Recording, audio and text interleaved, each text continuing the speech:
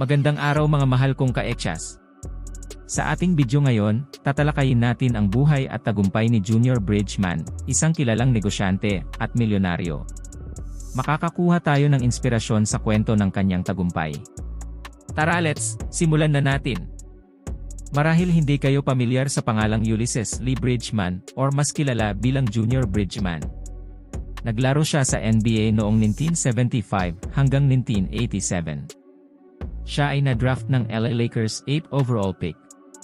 Naging presidente din siya ng NBA Players Association noong 1985 hanggang 1988. During off-season sa playing career niya, nagtatrabaho siya sa Wendy's fast food. Inaral niya ang pasikot-sikot ng business na ito hanggang sa noong nag-retire na siya, nag-invest siya sa Wendy's at Chili's restaurant at umabot sa halos 100 franchises. Wow!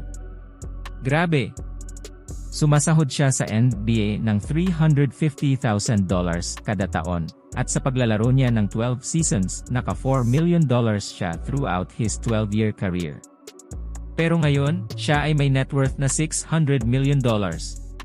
Pinasok din niya ang Coca-Cola bottling business, at binili din niya ang Ebony and Jet magazine. Tara, panoorin natin ang ilang highlights ni Junior Bridgman noong naglalaro siya sa NBA.